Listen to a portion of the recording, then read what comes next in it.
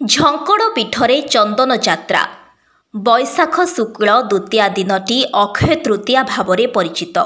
ଏହି ଦିନକୁ ଔପଚାରିକ ଭାବେ ସରକାରୀ ସ୍ତରରେ କୃଷକ ଦିବସ ରୂପେ ପାଳନ କରାଯାଏ। କୃଷକମାନେ ଏହାକୁ ବଡ଼ ଶୁଦ୍ଧି ଓ ସିଦ୍ଧିର ଦିବସ ଭାବେ ପାଳନ କରିଥାନ୍ତି। କୃଷକ ଏହି ଦିନ ଅମୃତ ବେଳାରେ ଅଖିମୁଠି ଅନୁକୂଳ କରି କୃଷି କାର୍ଯ୍ୟର ଶୁଭାରମ୍ଭ କରିଥାଏ। ଶୁଭ ଦିନ ଭାବେ ମନେକରି ଏହି ଦିନ ଗୃହ ନିର୍ମାଣ, ନିର୍ବନ୍ଧ, ବିବାହ, ଉପନୟନ ପ୍ରଭୃତି ଶୁଭ କର୍ମ ଅନୁଷ୍ଠିତ ହୋଇଥାଏ। ତେବେ ଏହି ଦିନଠାରୁ ଝଙ୍କଡ଼ର ଅଧିଷ୍ଠାତ୍ରୀ ଦେବୀ ମା ଶାରଳାଙ୍କ ପବିତ୍ର ଚନ୍ଦନ ଯାତ୍ରା ଆରମ୍ଭ କରାଯାଇଥାଏ। ଏହି ପବିତ୍ର ଅକ୍ଷୟ ତୃତୀୟାରେ ମା ଶାରଦା ଜଗନ୍ନାଥଙ୍କ ବେଶ ସହିତ ଦୁର୍ଗା ମାଧବଙ୍କ ବେଶ ମଧ୍ୟ ହୋଇଥାନ୍ତି। ଆଜିଠାରୁ ମା ଶାରଳାଙ୍କ ସ୍ୱତନ୍ତ୍ର ପୂଜାବିଧି ସହିତ ଦୀର୍ଘ 21 ଦିନ ଧରି ଲଟା ଭଉଁରୀ ଚାପ ଖେଳାଯାଏ, ଯାହା ଅନ୍ୟ କେଉଁଠାରେ ଦେଖିବାକୁ ମିଳିନଥାଏ। ଆଜି ପବିତ୍ର ଅକ୍ଷୟ ତୃତୀୟା। ଏହି ଅକ୍ଷୟ ତୃତୀୟାରେ ସମଗ୍ର ବିଶ୍ୱରେ ଅ କହିଲେ ସତ୍ୟ, କ୍ଷୟ କହିଲେ ସୂର୍ଯ୍ୟମଣ୍ଡଳରୁ ଆଜି ପୃଥିବୀ ମାତାଙ୍କର ଆଉ ସୂର୍ଯ୍ୟ ମହାପ୍ରଭୁଙ୍କର ମିଳନର ଦିନ। ଏହି ଦିନକୁ ଓଡ଼ିଆ ଜାତିର ଏକ ମହାନ ପର୍ବ ବୋଲି କୁହାଯାଏ। ଏହି ଦିନ ମା ଶାରଳା ଠାକୁରାଣୀ ଚାପକୁ ଯାଆନ୍ତି ବା ସମସ୍ତ ଚାପ ଯାତ୍ରା ଆଜିଠାରୁ ଅକ୍ଷୟ ତୃତୀୟା ଠାରୁ ଆରମ୍ଭ ହୋଇଥାଏ।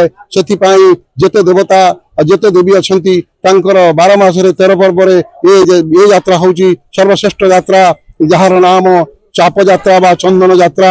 21 ଦେବୀ ଧରି ଚନ୍ଦନ ଯାତ୍ରାରେ ମା ଯାଇ ମଦନ ମୋହନ ରୂପରେ ଏଠି ମା ନିଜେ ଭଗବତୀ ଶାରଦା ଠାକୁରାଣୀ ମଦନ ଆଉ ମୋହନ।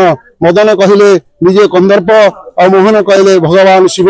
ଶିବ ଆଉ ହରିହରର ମିଳନରେ ଆଜି ଦୁର୍ଗାଙ୍କୁ ସାଙ୍ଗରେ ଧରି 33 କୋଟି ଦେବତାଙ୍କୁ ଧରି ଆଜି ସମସ୍ତ ଅଡ଼ସି ପଡ଼ୋଶୀ ସମସ୍ତ ସେବକ ମାନଙ୍କୁ ଧରି ମା ଶାରଳା ଠାକୁରାଣୀ ଚାପରେ ଯାତ୍ରା करे।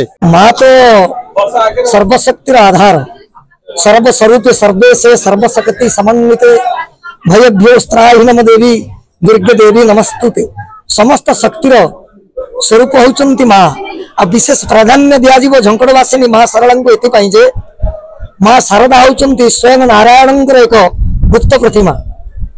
ପ୍ରମାଣ ଅଛି ସ୍କନ୍ଦ ପୁରାଣରୁ ଆପଣ ପାଇବେ ଯେ ନୀଳାଦ୍ରୌ 10 ବର୍ଷାଣି ଗୁଣ୍ଡିଚା ମଣ୍ଡପେ ଦିନେ ଗୁଣ୍ଡିଚା ସହସ୍ର ବର୍ଷାଣି ଶାରଦା ମୁଖ ଦର୍ଶନେ।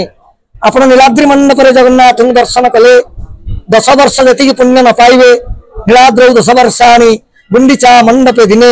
ଗୁଣ୍ଡିଚା ମଣ୍ଡପରେ ଦିନେ, ସେ ଦିନଟା ହେଉଛି କୋଉ ଦିନ ଆଜ୍ଞା?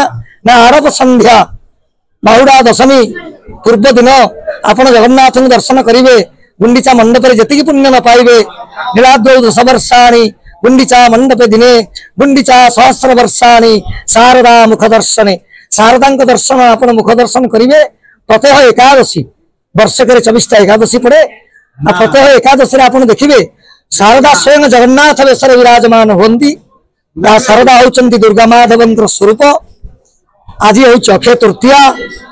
ନୀଳାଦ୍ରି ମଣ୍ଡପରେ ଯେପରି ଚାପ ଚନ୍ଦନ, ଦୋଳ ମେଲଣ, ଯମୁନା ସ୍ନାନ ଆଦି ଜଗନ୍ନାଥ ହୁଅନ୍ତି, ଠିକ୍ ସେହିପରି ଭାବରେ ଆଜି ମା ଶାରଦା ଚାପ ଚନ୍ଦନ ଖେଳିବେ, ଚନ୍ଦନ ଯାତ୍ରା ହବ।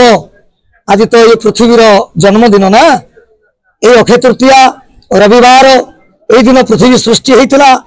ଚନ୍ଦନ ଯାତ୍ରା ନାବ କେଳି ଏହାର ସୃଷ୍ଟି ପୃଥିବୀ ସୃଷ୍ଟି କାଳରୁ। ପ୍ରଜ୍ଞା ଦଳାଇ ବହୁତ ବର୍ଷ ପରେ ମାଙ୍କ ପାଖକୁ ଆସିଛୁ ଦର୍ଶନ ପାଇଁ। ଆଉ ମାଙ୍କୁ ଦର୍ଶନ କରି ବହୁତ ଖୁସି ଅନୁଭବ କଲୁ। ଆଉ ଅକ୍ଷୟ ତୃତୀୟାରେ ମାଙ୍କ ଏଠି ଆସିବୁ ବୋଲି ଆମେ ଭାବିନଥିଲୁ କେବେ।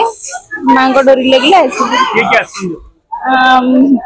ବୋଉ, ଭାଉଜ, ବଡ ବୋଉ, ସବୁ ଭଉଣୀ ସବୁ ଆସିକି ବହୁତ ଖୁସି ଲାଗିଲା। ଆମେ କେବେ ବି ଭାବିନଥିଲୁ କି ମାନେ ଆସିକି ଆଜି ପରିକା ଦିନରେ ଦର୍ଶନ କରିବୁ ମାଙ୍କୁ।